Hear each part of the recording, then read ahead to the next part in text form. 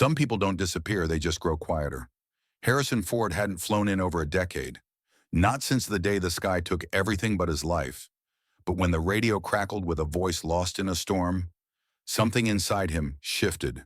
Not in panic, not in pride, just in purpose. And that was enough. Before we begin, let us know where you're watching from, and if this story moves you, consider subscribing. They called him just the old guy in the hangar, the one with the quiet eyes and slower steps, who fixed the rotors and bled the hydraulics, and didn't say much unless it involved torque pressure or oil lines. Harrison Ford was there before the sun came up, and he stayed long after the radios went quiet. Most of the young crew figured he was just retired from somewhere Hollywood, maybe. A new recruit once chuckled, nudging his buddy with a grin. Bet he played a pilot in some movie and thought it was the real thing. The others laughed, not out of malice, but the easy kind of laughter that comes when you assume someone's best days are behind them. Harrison didn't respond.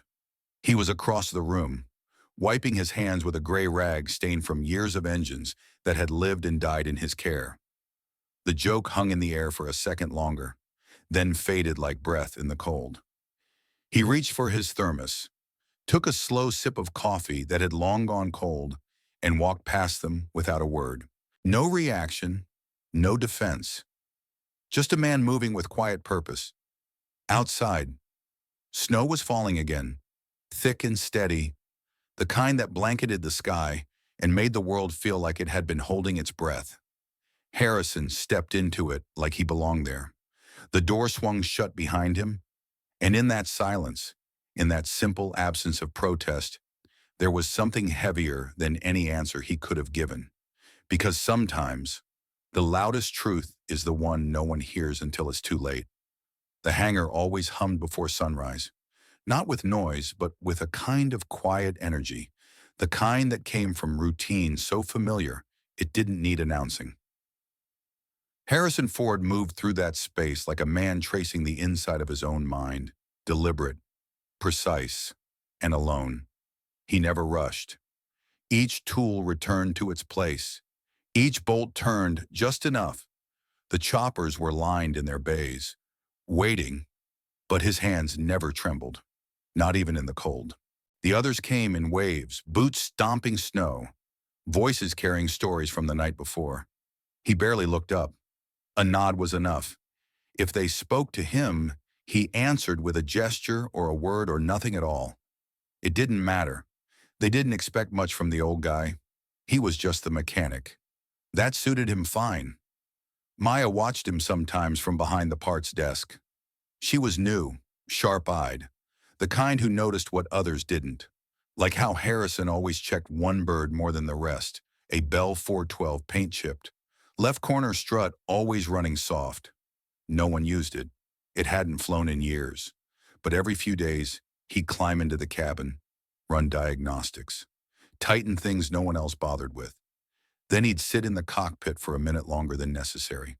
Just sit there, breathing, listening. Maya never asked. She just noticed. And that was enough. There was something in the way he touched that machine, not like a mechanic, like someone who remembered how it felt to trust it with his life. At the back of the hangar, beneath a single overhead light, sat an old metal locker, dented from time, scratched at the hinges.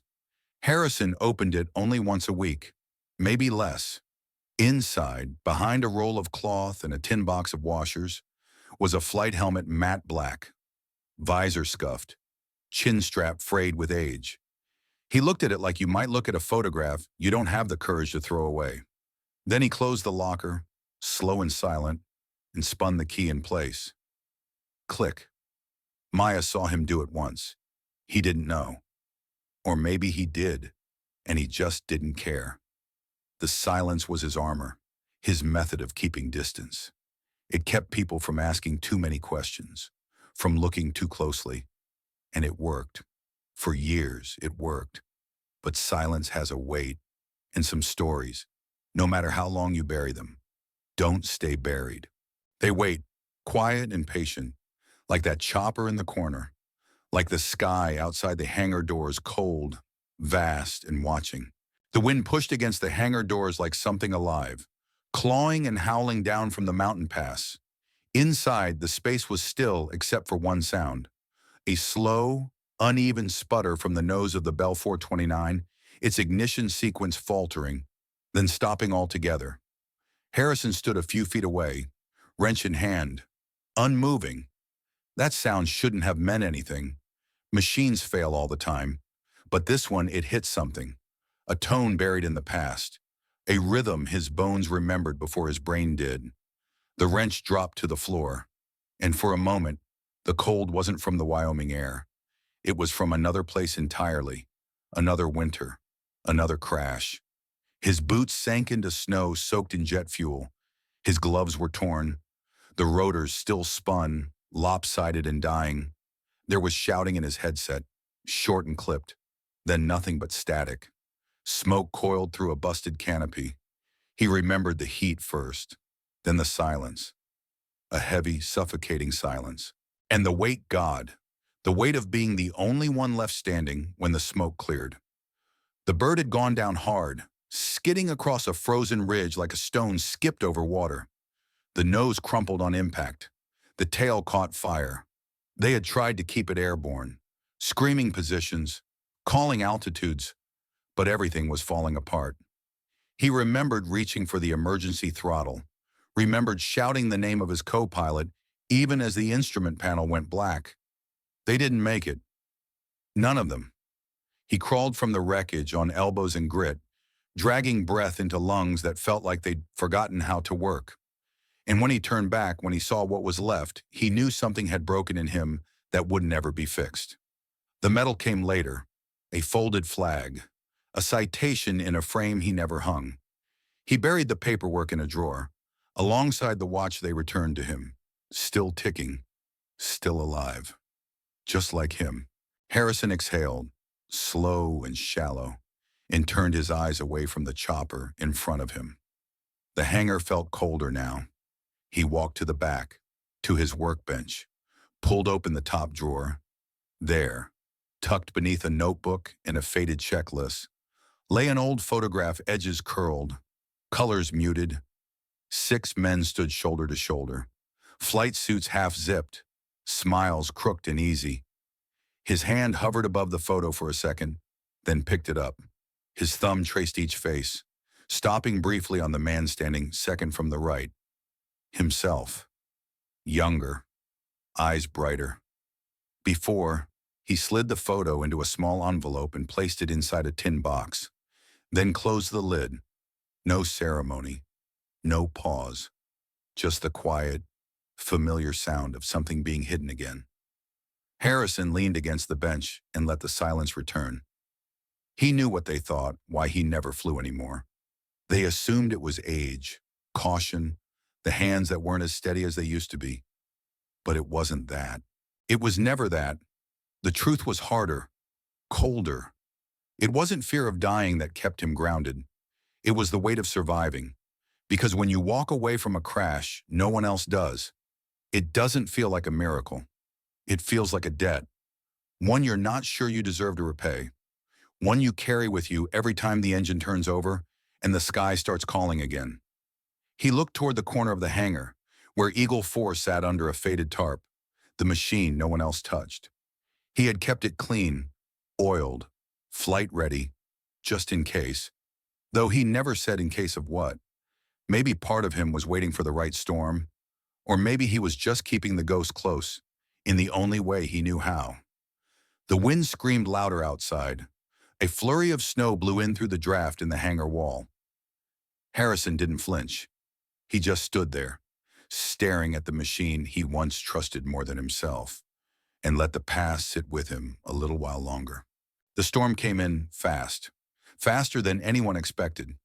By mid-afternoon, the sky had turned the color of iron, and snow fell like a curtain closing over the mountains. Inside the rescue station, lights flickered as the wind screamed across the runway. Radio chatter filled the air, crackling, panicked voices trying to hold connection through static and fear. Then one message cut through, thin and sharp. Eagle 6, down to emergency power. Whiteout. We've lost visual, requesting immediate evac support, then silence. The room went still. Dispatch tried to reach them again, but only static replied.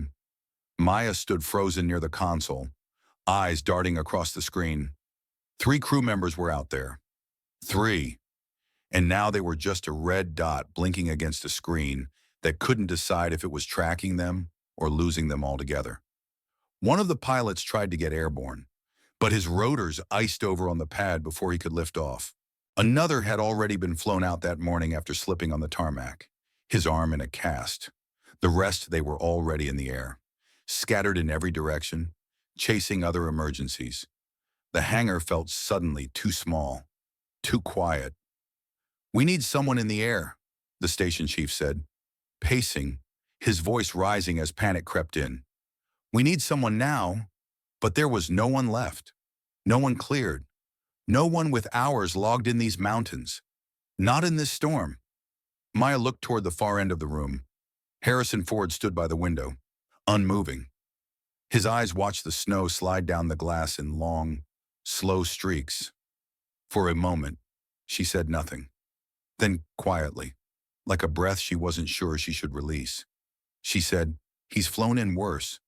Heads turned. The chief blinked. Who? Maya stepped forward. "Harrison, he's not just a mechanic." "Not really?"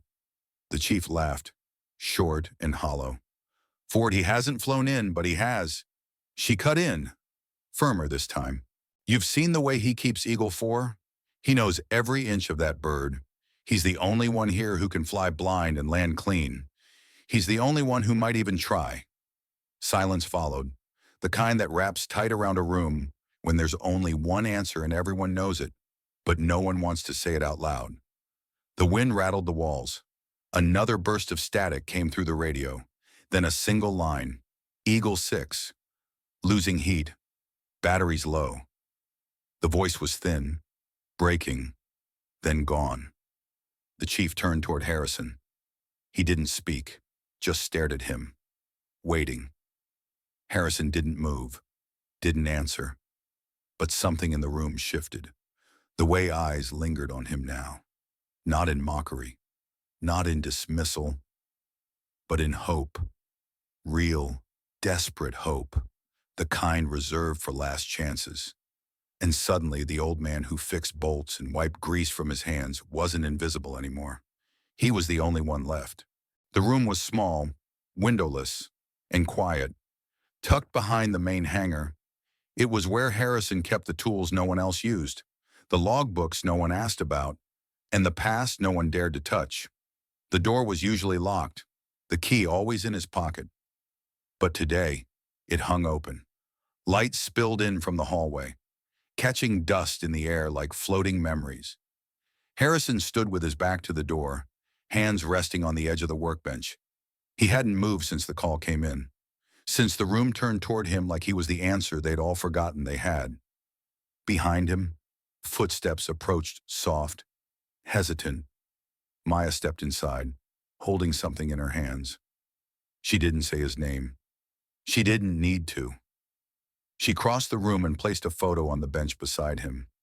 A snapshot taken just last month, 3 young crew members in flight suits, grinning in front of Eagle 6, arms draped over each other's shoulders like brothers. She stood there a second longer, then reached into her jacket and took out a second photo. This one older, faded, weathered at the corners. The same pose, different faces. Harrison's face among them. She laid the second photo beside the first, lining them up so the 2 crews stood together, years apart. "They don't need perfect," she said quietly. "They just need someone who won't let them die out there." Her voice didn't tremble. It didn't plead. It was just honest. And in that honesty, something cracked. Harrison's eyes didn't leave the photos. Not right away. His jaw tightened. His hands curled slightly against the bench. The room felt smaller, heavier, like the air itself had to decide what to do next. A long silence stretched between them. Then slowly, he turned, walked to the locker in the corner, the one with the dented door and the faded lock. He pulled the key from his pocket and opened it. Inside, and where the cold metal met memory, sat the helmet, matte black, visor scratched from too many hard landings. He reached in, fingers brushing the surface like greeting an old friend. He didn't speak. He didn't need to. The silence said everything. Not that the fear was gone. It wasn't. But something had shifted. For the first time in a long time, he was ready to fly anyway. The snow was coming down harder now, thick flakes swirling beneath the hangar lights like ash in a windstorm. Outside, the world was vanishing inch by inch. But inside, a single rotor craft waited silent, heavy, and alive in ways no one else quite understood. Eagle 4. It wasn't on the main roster anymore. Most of the younger pilots didn't even know it still worked. But Harrison Ford had kept it ready, quietly, relentlessly. While the others tuned newer birds, he had rebuilt her piece by piece, never asking for parts, never logging hours. Just him and the machine, just in case. Now he moved with a steadiness that didn't need explaining, helmet in hand, steps slow but certain. He climbed into the cockpit and settled into the seat like he'd never left it. Every switch was where he remembered, every dial, every sound. He reached for the ignition, turned. Nothing, just the cold hum of silence. He tried again. Still nothing. The engine refused to catch, the turbine clicking but not turning. Below. Maya looked up from the pad, her breath white in the air. She keyed her radio. Ford, they're losing heat. They won't last long out there. Her voice didn't panic, but it pressed. Time was running thin. Harrison exhaled once, deep and steady, then reached under the console, behind the fuse panel, and flipped a breaker no one else would have known was there. The bypass was a trick from another era, something patched together on a snowy ridge 15 years ago, a memory built into muscle. The turbine kicked, once, twice, then roared to life like a heart remembering how to beat. The rotors spun slow at first, then faster, slicing through the snow like a blade through cloth. Harrison adjusted the throttle with care, feeling the machine come alive beneath him. His fingers danced across the controls, testing every gauge, listening not just with ears but with instinct. Outside, the wind howled. Maya stepped back as the skids began to lift. Inside the cockpit, the lights glowed dim and steady. Harrison keyed the mic. His voice was calm, low, as if it had never left the airwaves. "This is Eagle 4, he said, lifting off. And just like that, the hangar emptied around him, the old bird rising slow into the teeth of the storm. There was no speech, no fanfare, just motion, purpose, a man doing what had to be done, not because he wasn't afraid, but because, finally, he knew fear wasn't the thing that got to decide. The sky was gone, replaced by a wall of white so dense it swallowed everything light. Shape, direction. Harrison Ford flew blind, instruments steady in front of him, the roar of the storm like a beast tearing at the frame of the chopper. Eagle 4 groaned in protest as wind slammed against the fuselage, each gust a shove from a hand that didn't care who you were or how long you'd been flying. Visibility was zero, not low, not poor, zero. The windshield was a blur of ice in motion, like flying through a frozen river. The artificial horizon blinked on the screen, altimeter steady, engine temperature holding, but it didn't matter. Machines could only tell you so much. This kind of flying didn't belong to numbers. It belonged to nerve, to memory, to instinct. The radio crackled, then died. He tried again. Nothing. Just static. Somewhere out there, 3 people were waiting in the cold, counting seconds they couldn't afford to lose. Harrison adjusted his grip on the cyclic. His gloves were damp now, the cold seeping in past the leather. His knuckles ached, his breath fogged inside the helmet. Just slightly. One wrong move, one misjudged draft, and the mountain would rise up out of nowhere and take them both. He kept moving, Not because he was certain, but because turning back wasn't an option. The chopper bucked hard as it crossed a ridge, wind curling over the top like a wave. Harrison leaned into it, using both hands to keep the bird level, adjusting pitch by feel more than sight. A flash of memory surged through him, the crash, the spin, the sickening drop as the tail rotor gave out. But this time, he held steady. He'd already survived the worst once. The storm didn't get to have him again. Minutes passed, or maybe hours. Time didn't work right in a whiteout. The GPS had frozen, the terrain scanner struggling to keep up. He scanned the valley floor below, hunting for anything movement, metal, heat. Then he saw it, just for a second, a flicker, red, then gone. He circled back, slower this time, engine straining. Another flicker, a beacon light, half buried in snow. Harrison dropped altitude fast, watching for the wind shear that would try to push him off. The chopper rocked as he came down hard, skids hitting uneven snow and sliding a foot to the left. The rotors screamed, but she held. He was down. Steam rose from the snow where the exhaust met the ice. He didn't wait, unclipped the harness, yanked the side door open, and dropped into the drift. The wind slapped him hard across the face. The snow came sideways. He pressed forward, boots crunching through powder and ice, until he saw them, three figures huddled behind a makeshift windbreak of broken rotor blades and canvas. One stood when he approached. Ethan, pale, shaking. Frost clung to his eyebrows. "We didn't think anyone would come," Ethan said, voice barely louder than the storm. Harrison paused, looked him in the eye. "I didn't either," he said. That was it. No explanation, no drama, just truth between men standing on the edge of something that nearly ended them. They moved fast, lifting the injured, guiding the barely walking, Harrison taking point without a word. Every step was a fight against the wind, against gravity, against the part of him that still wasn't sure he belonged here anymore. But he kept moving, because they needed him to, because the sky had taken enough. They loaded the last of them into the cabin. Harrison checked each harness, each latch, then climbed back into the cockpit, breath heavy, chest tight. He touched the controls like he was reminding the machine and himself that they still knew how to do this together. The blades turned again, snow whipping in a frenzy. The liftoff was rough, lurching against a crosswind that tried to shove them back into the ground. But he climbed, slowly, deliberately. The ridgeline slipped behind them.